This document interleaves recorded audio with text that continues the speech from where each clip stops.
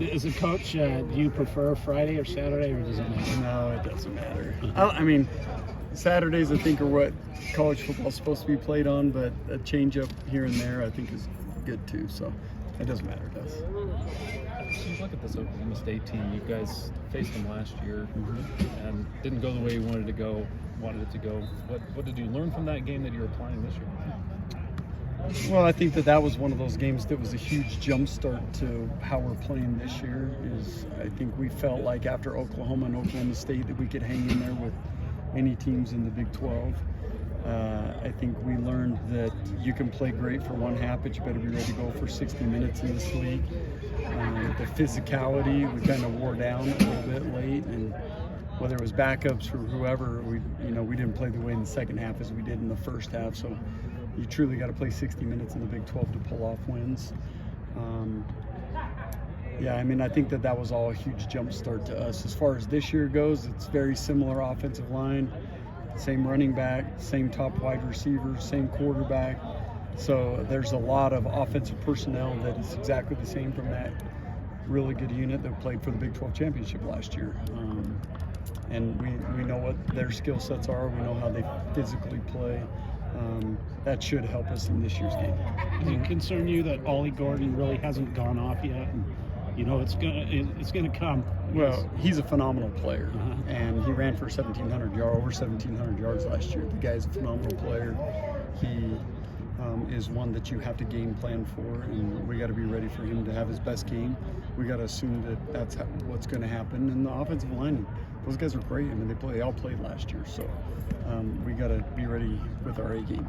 You guys focus on forcing turnovers and have been very successful at that. How much of the success of the defense hinges on getting those takeaways, or is it just what has happened that has kind of enabled you to do other things? Well, I think we've been running our defensive philosophy for the most part. Things have been clean. I don't know that it's always, maybe as stout as I would like it to be at times, or as clean as I would like it to be at times, but for the most part, I think the guys have really bought into what we're trying to do. They've done a good job in the secondary of creating looks such that quarterbacks have given us interceptions. And I think the front has done a good job for the most part of taking away the run and forcing them into long yardage situations. So I think we're heading in the right direction. I think we got a long ways to go for us to be executing it where I think we can. What was impressed you the most about Isaiah Glasgow through 6 games? Well, he's a playmaker. We knew that. He's long and he's athletic. He's really bought into what we're asking him to do. He takes hard coaching and he's applied it, and he just gets better and better each week. The weather's supposed to change drastically. Is that something that's in the game plan at all? Well, it should be for us. We should be a cold weather team. I mean, we're used to living at altitude. We're used to cold weather. We're used to playing spring ball practices in the rain and sleet, and so whatever comes at us, that, in my opinion, should be our advantage. Coach Woods was talking to us a little bit about Bruce Mitchell and pulling him over from the D-line to the O-line. Obviously, it worked out pretty well with his first start at center. Do you recall any of those conversations when they kind of wanted to move him, or kind of what they were saying, what they looked at him like? Oh, absolutely. I mean, Bruce was playing for us last year on the defensive line, but I really felt strongly that he'd be a better offensive lineman than maybe his role on defense. And I'm glad to see him get his opportunity because he's a great kid. He's a phenomenal worker. He's tough, and I know Coach Wood loves him, and he played lights out. So kudos to Bruce for being ready to go. Did he remind those attributes that why you would look at him and say he's strong. He plays with leverage. He can get his pads down. He's intelligent, which offensive linemen have to be.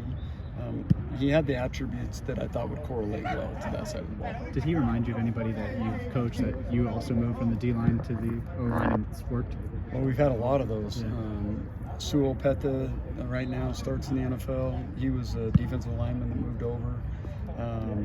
Chris Kimoyatu, when we were at the University of Utah, was a defensive lineman that moved over. I mean, there's a list of 10. You catch me off guard, but those two come to mind for sure.